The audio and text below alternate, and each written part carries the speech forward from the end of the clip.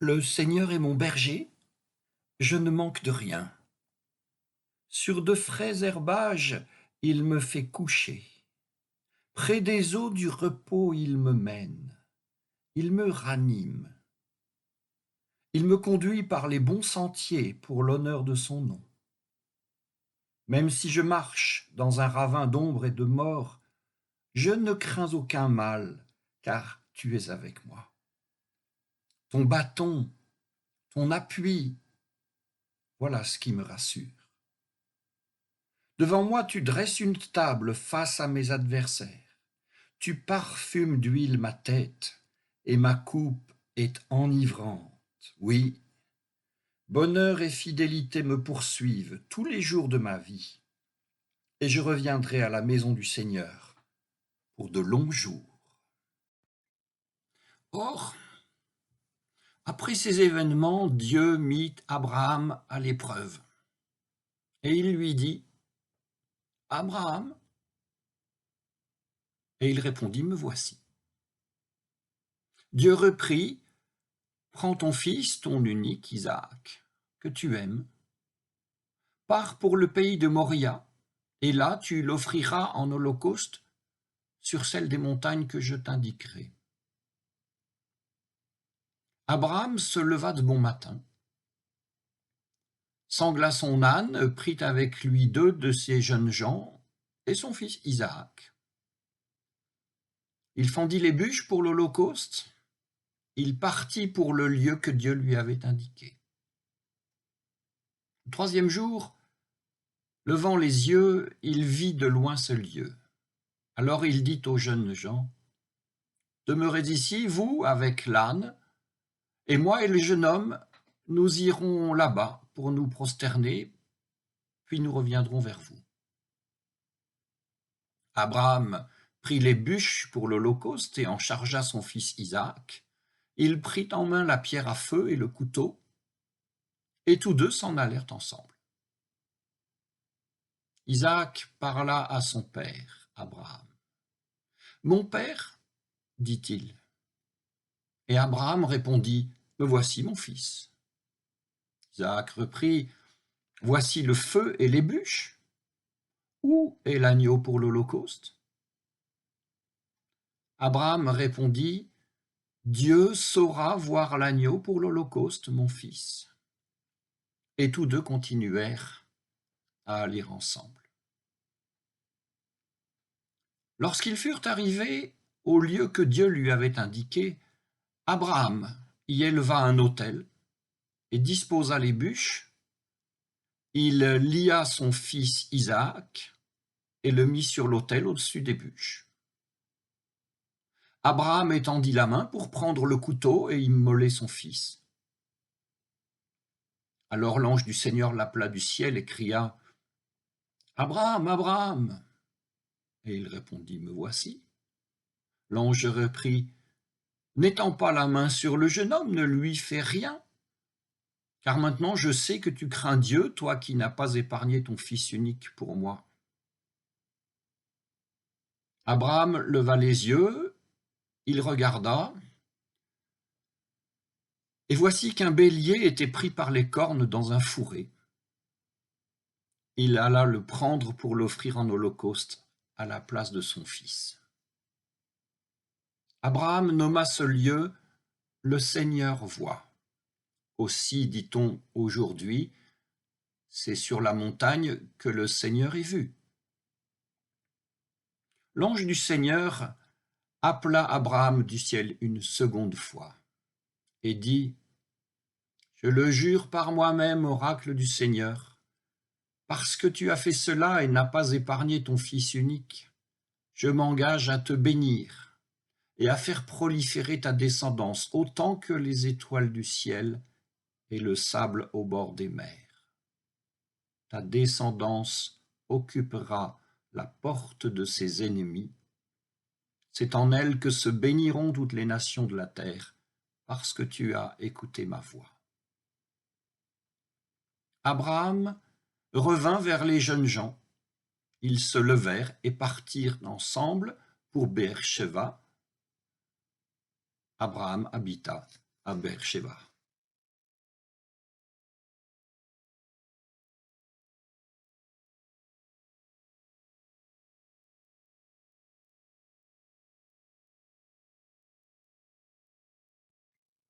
Dieu, dans la Bible, est désigné par toute une collection de noms, plusieurs dizaines.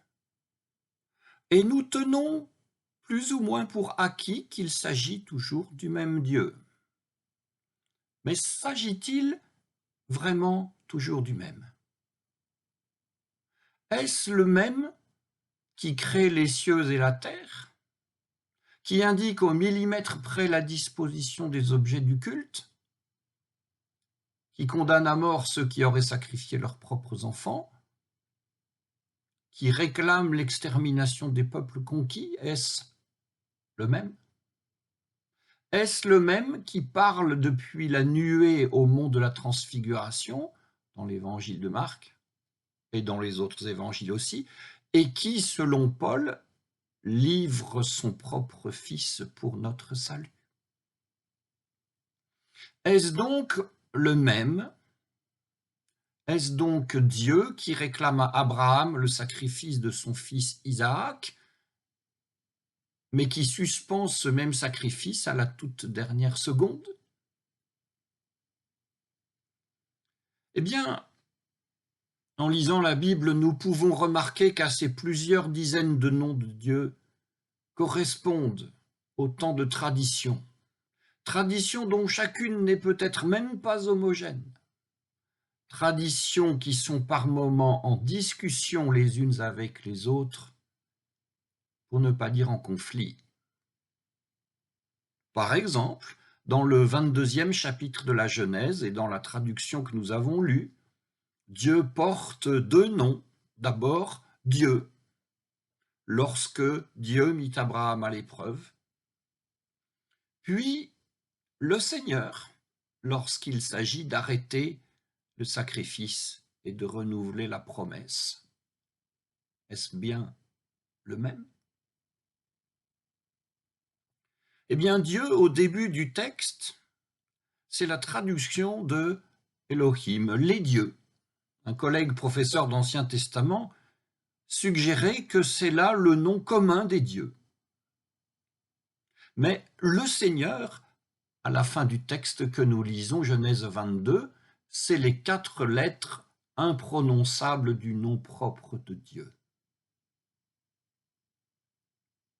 Il est bien tentant alors de se dire que dans le 22e chapitre de la Genèse, le propos est de disqualifier les dieux communs qui réclament leur lot de chair humaine et de se convertir au Seigneur unique et un, avec le nom de 4 lettres, qui ne cesse de renouveler son alliance avec Abraham.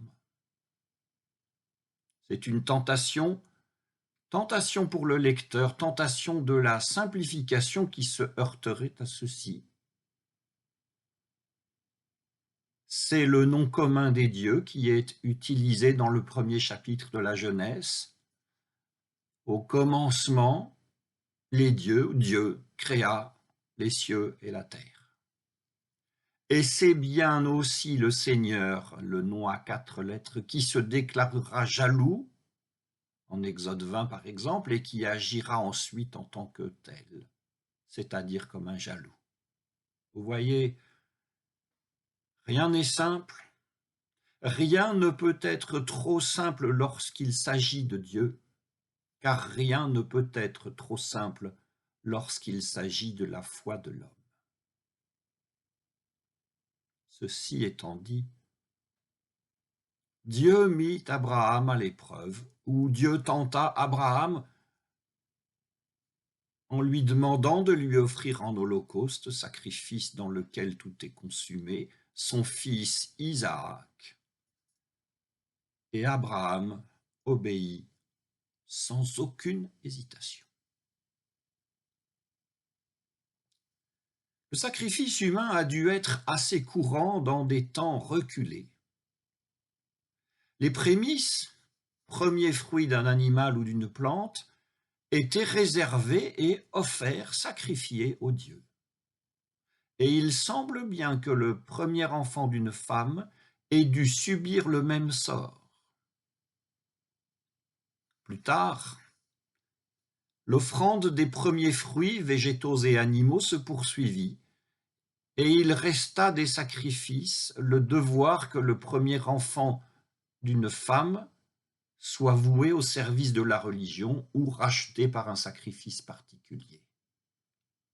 Mais il semble que les sacrifices d'enfants aient encore eu lieu, premier fils du roi, premier fils de prince ou premier fils de chaque famille, en temps de siège en particulier. Les Hébreux, nos frères, que nous fréquentons dans l'Ancien Testament, ont, semble-t-il, abhorré les sacrifices humains. Ceci dit, Abraham, disons-nous et lisons-nous, obéit sans aucune hésitation. Ce qui nous conduit à nous poser deux questions. Qui est-ce qui est l'auteur de la tentation? Qui est cet homme qui est tenté? Qui est-ce qui tente? Qui est-ce qui met à l'épreuve? C'est Dieu. Nous avons parlé du nom commun de Dieu, mais nous ne pouvons pas évacuer le fait que, même sous ce nom commun, nous identifions Dieu, celui en qui nous croyons. Et nous n'allons pas évacuer cet épisode au motif qu'il a Dieu, le nom commun, comme sujet. Car si nous le faisions, nous devrions aussi évacuer du champ de nos investigations et de nos lectures le premier chapitre de la Genèse. Alors, nous devons faire face à Dieu qui met Abraham à l'épreuve, ou qui tente Abraham, comme vous voudrez le traduire, et c'est bien Dieu qui est à l'origine de cette affaire, un Dieu bien inquiétant, et c'est le moins qu'on puisse dire. L'homme qui est tenté, c'est Abraham. Et Abraham obéit sans discussion aucune, exactement tout comme il avait obéi lorsque le Seigneur, avec le nom à 4 lettres, le Seigneur Yahvé, lui avait dit de quitter son pays et de partir vers la terre promise. À cause de cette obéissance à la promesse de Dieu, Abraham est vu comme le père de tous ceux qui croient. Sa mise à l'épreuve est mise à l'épreuve de sa foi en Dieu. Dieu lui réclame ce qu'il a de plus précieux. Abraham obéit, et nous concluons que c'est donc pour de vrai qu'Abraham croit en Dieu. Et cela d'ailleurs sera retenu en sa faveur une fois que le Seigneur, Yahvé, aura interrompu l'implacable déroulement du sacrifice. Mais le Seigneur, s'il s'agissait de la foi d'Abraham, ne disposait-il pas d'autres moyens, ou tout simplement parce qu'il est le Seigneur et connaissant déjà Abraham, ne savait-il pas à quel point la foi d'Abraham était profonde? Un Dieu bien inquiétant, avons-nous dit il y a quelques minutes. Étrange Seigneur Yahvé, à vrai dire. Nous revenons à l'idée de la tentation d'Abraham. En quoi et par quoi est-il tenté? Et nous allons répondre parce qu'il est croyant. Abraham est tenté exactement par ce qui fait sa grandeur et sa renommée. Abraham est tenté par la foi. La foi d'Abraham, sa grandeur, c'est d'obéir à Dieu. La faiblesse, la petitesse d'Abraham, c'est d'obéir à Dieu aussi. Et donc, après avoir reçu de Dieu le commandement de sacrifier Isaac, Abraham met en place tout ce qu'il faut pour le sacrifice, accomplit au bon endroit le mont Moria et l'emplacement du temple à venir, et accomplit de la bonne manière avec tout le vocabulaire technique mentionné là. Or, le Seigneur Yahvé va intervenir, comme nous l'avons lu, et Isaac est sauvé in extremis. Lisons le texte à cet endroit. Ne lui fais rien, car maintenant je sais que tu crains Dieu, toi qui n'as pas épargné ton fils unique pour moi. Parole du Seigneur à Abraham. Ainsi traduit, nous devons comprendre que le Seigneur, sachant désormais jusqu'à quel point Abraham craint, respecte, obéit à Dieu, sachant donc cela, le sacrifice devient inutile. En somme, nous sommes en train, avec cette phrase, de nous réjouir avec Dieu de la profondeur de la foi d'Abraham, et c'est une sorte de hurrah que nous sommes en train de porter sur toute cette affaire. Mais pouvons-nous nous réjouir de cette affaire avec un grand hurrah? Reprenons le texte au même endroit. Ne lui fais rien, dit le Seigneur. Oui, je sais maintenant que tu crains Dieu, etc. Sur un ordre de Dieu non commun, Abraham se met en mesure de mettre à mort l'enfant de la promesse. Lorsque le Seigneur Yahvé dit à Abraham, « Car maintenant je sais », ça n'est pas un « hurrah », mais c'est un « hélas ». Hélas, dit le Seigneur à Abraham, je sais jusqu'où tu peux aller lorsque, dans ta tête de croyant, il passe une idée extrême, venant de Dieu ou n'en venant pas, mais que tu peux attribuer à Dieu ou au Seigneur. Au fond, cher Abraham, pourrait dire le Seigneur, l'existence des humains tes frères et l'existence de ton fils sont-elles plus ou moins importantes que l'intégrité de ta soi-disant propre foi? L'interrogation la plus difficile est ici atteinte. Dans la foi en Dieu, il faut choisir entre les humains et Dieu. Et que choisirons-nous?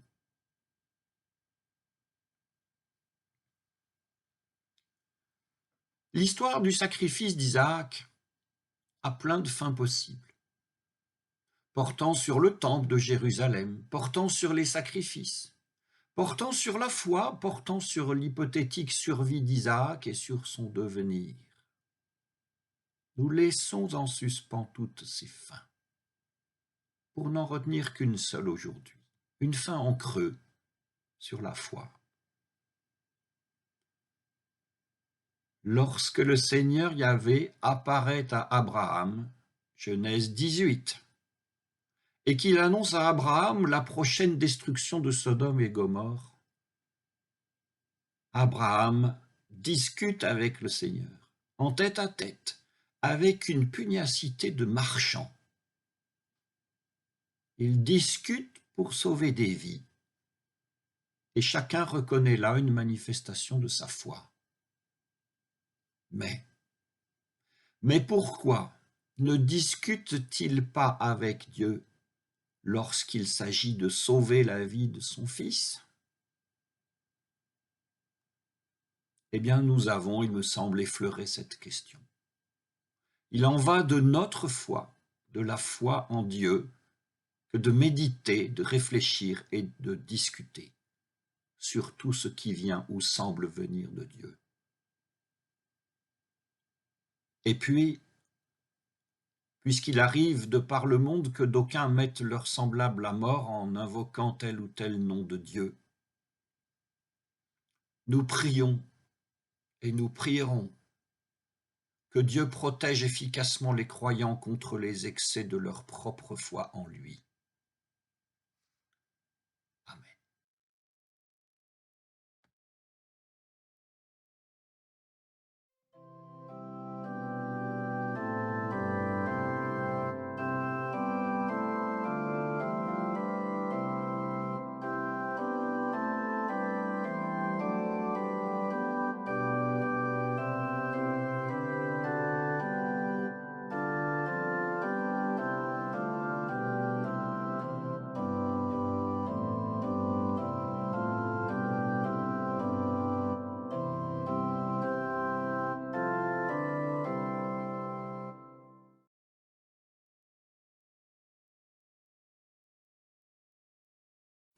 Seigneur notre Dieu, tu nous vois et tu nous entends. Tu connais chacun et chacune de nous mieux que nous ne nous connaissons nous-mêmes. Tu nous aimes, nous qui ne l'avons vraiment pas mérité. Tu ne te lasses pas de nous venir en aide, alors même que nous sommes sans cesse sur le point de tout compromettre en voulant nous aider nous-mêmes.